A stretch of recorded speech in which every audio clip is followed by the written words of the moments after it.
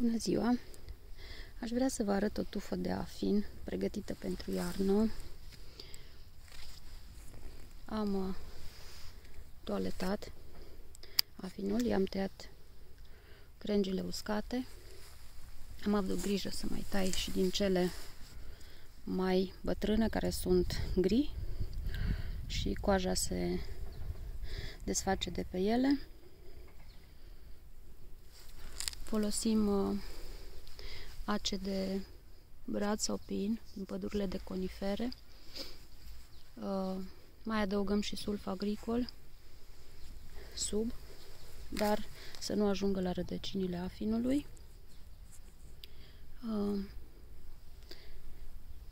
Noi cultivăm bio și atunci nu folosim erbicid, deci de câteva ori pe an cosim intervalele cu trimmerul, iar în jurul afinilor rupem tot ce este cu mâna.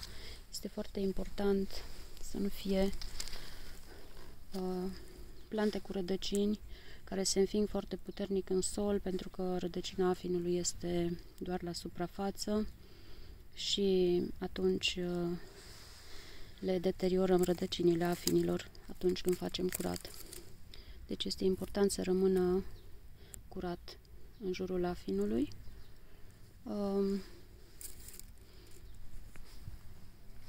Și în primăvară, bineînțeles că mai tundem afinul atât cât este nevoie. Crengile care se usucă peste iarnă, în iarna aceasta nu este problemă, dar cu siguranță dacă vine ger, se mai usucă vârfurile care nu s-au maturat.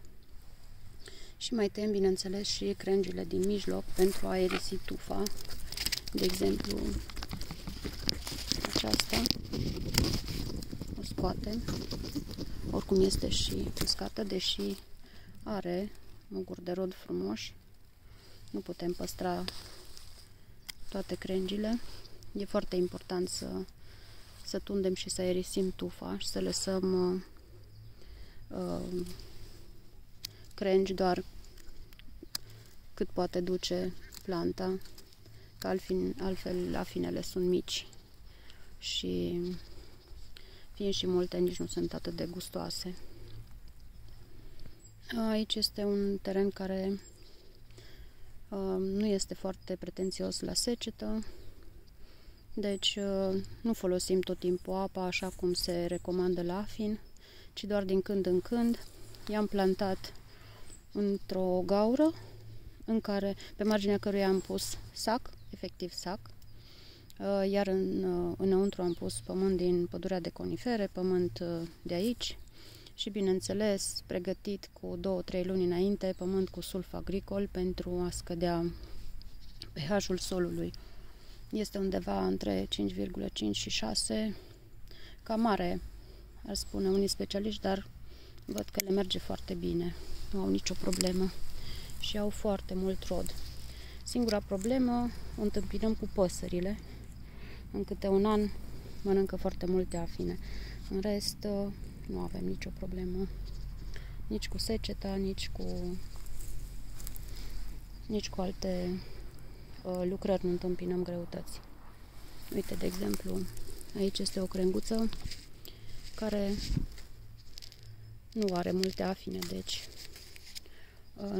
mulți muguri de rod, deci o tăiem. Planta este important să nu consume energie în plus. Aici este un lemn care, vedeți, vine chiar din mijloc, de aici, crește, se recomandă a fi tăiat, însă eu îl las pentru că tufa nu este foarte deasă.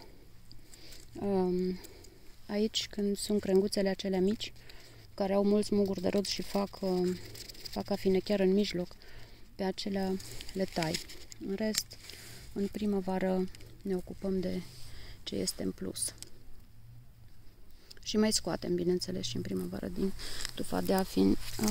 Noi nu folosim tratamente, nici nu avem afini împrejur, pe distanțe foarte mari, deci nu avem probleme cu dăunătorii și nu necesită multe tratamente. Anul trecut nu le-am făcut niciun tratament. Acum 2 ani am folosit zeamă borteleză și ulei horticol. Dar nu se vede diferența. Nu se vede că ar suferi, deci n-am mai folosit. Așa arată un afin care nu este toaletat și în toamnă nu s-a făcut curățarea ierburilor de pe lângă rădăcină. La rădăcină nu sunt ierburi, dar vin din afară spre interior și acoperă. Bineînțeles că și acesta va fi toaletat. Și crengile tăiate. Acesta, din păcate, nu are multe ramuri noi de jos și va fi o problemă în anul următor. Cam toate sunt vechi. Văd că nu a crescut aproape nimic nou. Are ceva foarte micuț aici, dar acestea nu sunt ceea ce ne doream noi. Avem aici o creangă uscată. Deci aceasta deja e bătrână și vedeți că a făcut muguri de rod, așa că oricum va fi tăiată, pentru că este în interior. Nu știu ce mai poate fi tăiat aici. Eventual aceasta care merge spre interior, dar oricum nu sunt crengi destule, deci vor fi lăsate toate și sperăm că anul viitor vor da de jos mai mulți lăstari. Dați și această mică o vom tăia, eventual lăsăm aici 2-3 ochi în eventualitatea în care va crește ceva frumos de acolo. Asta este. Se întâmplă. În schimb, la tufa următoare avem foarte multe crengi de jos și mai tinere și mai bătrâne, deci aici nu va fi problemă.